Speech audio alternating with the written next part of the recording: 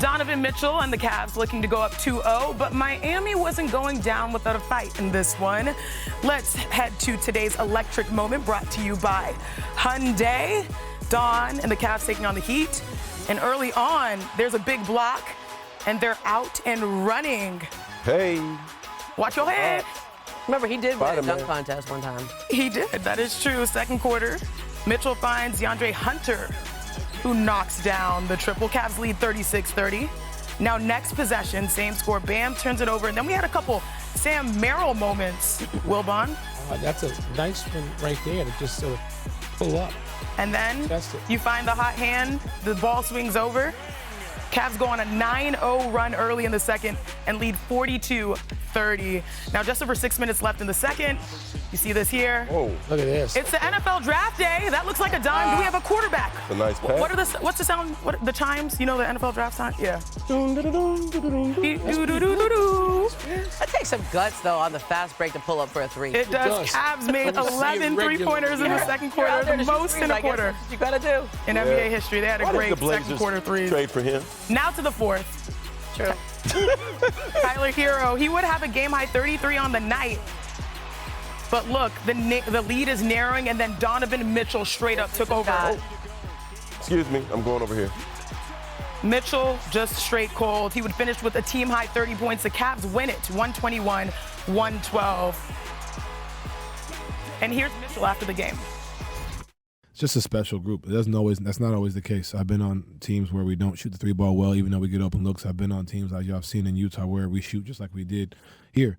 It's a special weapon that it can be anybody any given night. You believe in yourself and your teammates, and they believe in me. And I said to them at that time out, I said we wouldn't want it any other way. We wouldn't want to come down to Miami winning by 20 again. This is what it's going to be. You know what I mean? We've blown teams out all season during regular. This is right here. These are the moments. You know what I'm saying? And we responded. Donovan Mitchell did respond. He had 30 points, joining 2008 LeBron James as the only Cavaliers players with at least 30 points in each of his team's first 2 games of the postseason. Mitchell also made 7 threes, tied for the third most in Cavs playoff history. Now, Don has performed at a high level in the playoffs for a long time for multiple teams. But why does it feel, Marc, that this time is different? You know, his focus is different than I've seen in the rest of his career. He's like, we haven't done anything yet. Like, he doesn't care that they're the number 1 seed. He's like, we got to win to make this something special. And he also put it on himself. He said, I won't be considered one of the elite players in this game until I win. So his mental focus right now is certainly different than it's ever been. Accountable. He's accountable. Publicly accountable. And practical, frank, honest. And it seems to be a perfect fit for the people he's playing with and for. Maybe it doesn't play in every single situation, but Donovan Mitchell seems to be a wonderful fit. And I think those guys every bit look to him for what they feel about themselves in this series. Well, he has been to where they want to go, but he hasn't gotten over the hump there either. And I think there's a respect for his playoff experience, but I think he also respects his teammates this year. Like, he's not doing it all by himself. When I covered a lot of those series when he was in Utah, and there was always the dynamic of him and Rudy, and that could Donovan bring them to? He doesn't have to do it by himself. But he put on the cape in the fourth quarter, right? With the 17 when they needed it. Right, and like he can do it when they need it at the end, but he's not carrying them the entire game. He has something left at the end because Evan Mobley's out there, because Max Strus is out there, Darius Garland's out there. Don't you guys feel like the Celtics and the Cavs are watching each other? Like, they're trying to win. They know that they've got opponents that they can handle their business.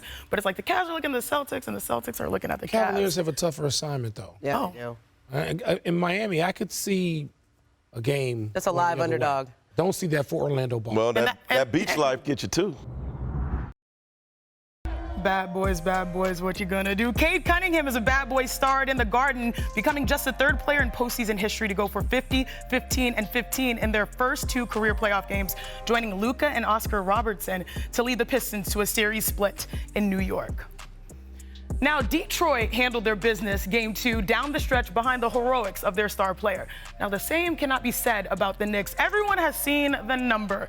Karl Anthony Towns didn't score in the second half of the game for the first time in his postseason career, and he didn't even attempt a shot in the fourth quarter. Why? Well, let's look at the tape.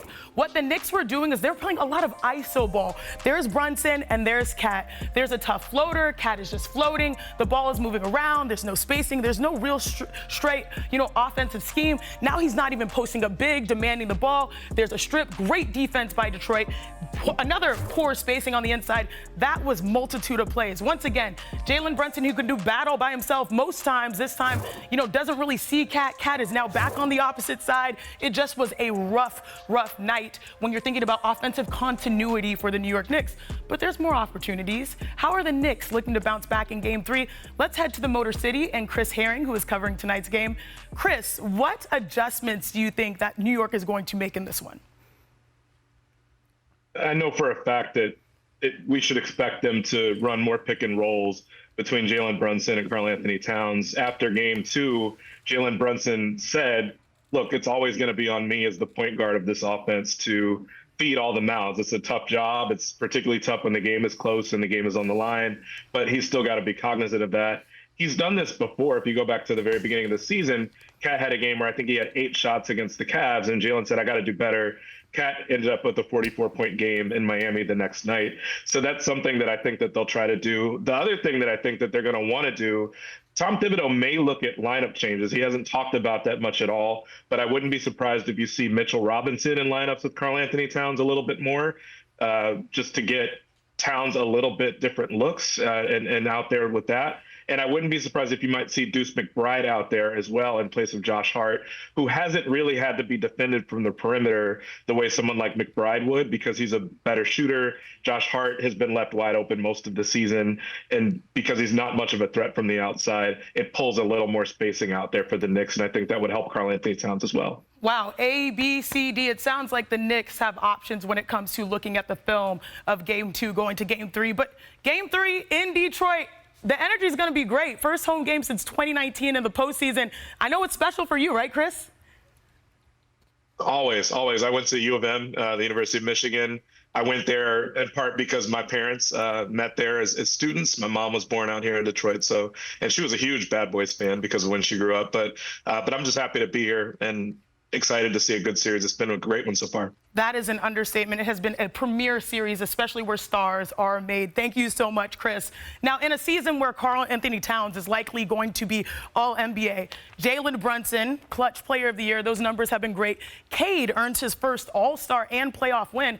Wilbon, right now, who has the advantage? Detroit. I mean, do you look at the tape of that defense swarming? And so, I know how terrific a player and clutch a player Jalen Brunson is. They may not get to clutch time where that's going to matter. Karl Anthony Towns can't have nothing for 19 minutes. He can't have 1 3-point basket in 3 attempts. That's not going to do it in 2 games. So 5 attempts, I'm sorry. So no, you're going to have it starts with those 2 guys, but I'm not sure even if they are on and running pick and roll as effectively as they can, that they're going to just sort of thwart Detroit. And one other quick thing, Sinead, the best player on the court, I'm a Brunson fan. Brunson, it's hard for me to root for Detroit, actually being a proud Chicagoan. I am obligated to hate the Pistons, but I love Jalen Brunson. Cade Cunningham's the best player in this series. We're going to look back in 2 years max. I voted for Cade Cunningham on one of my all-league teams this year. He's going to be an all-league player perennially. We're seeing that coming out now. And in Detroit, I guess the one thing is, can they manage their own emotions? They're still a young team. They haven't been through this. But I think the Pistons have. I picked the Knicks to win the series. I'm not running from that. But tonight, the Pistons have an advantage. There's some takes that, get me out of my seat or at least sit straight up. Cade being the best player when there's Karl Anthony Towns and Jalen Brunson on the floor. Respect where respect is due. He's playing like it if he's able to continue that. But, Marc, you were in the building for the last win in the playoffs for Detroit. Not to try to age you or anything. It was only 2008, y'all. Yeah. What do you expect for tonight? Ooh-wee. If Mike would let us use his private jet to go to Detroit, I know we're all going. What are you talking about? Your friend. Your friend. We all know he's your friend. Sold out. I think Rip's going to be in the building, I'm hearing. Ben Wallace may be in the building. Lions going to be there. Tigers are going to be there. No You know Bears. what it's like in Detroit after long absences from prominence and relevance? It's downtown like. Detroit. It is. In the pizza box. I hear they're going to have a little fan vibe going on, too, in terms of the T-shirts. Kind of got a Miami feel to it. Remember I said that? But I think it's a whole lot better crowd than Miami. A whole lot better. You talk about the Garden crowd and the slabs and all that. Yeah, it's going to be similar, but it's going to be vicious. But here's the thing.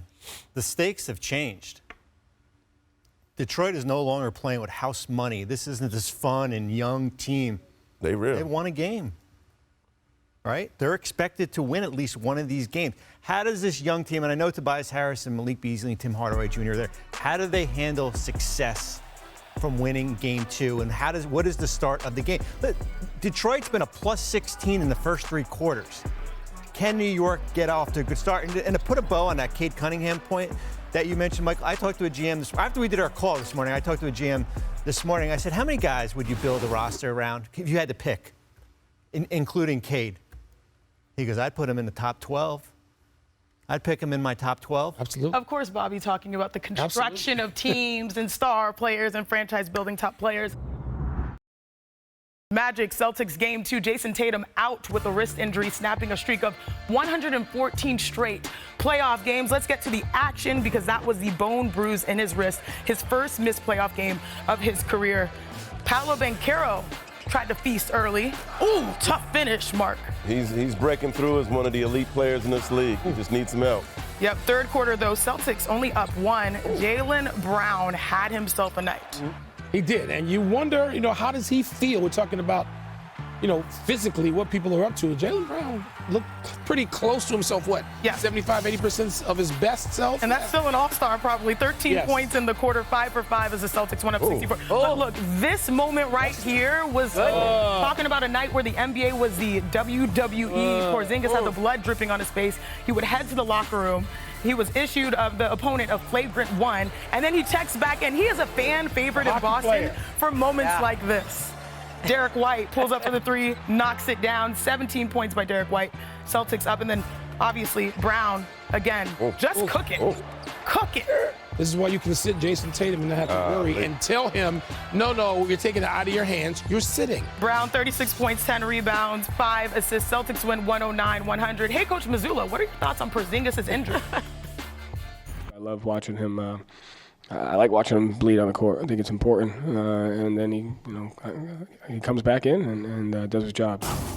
We're not gonna let anybody punk us.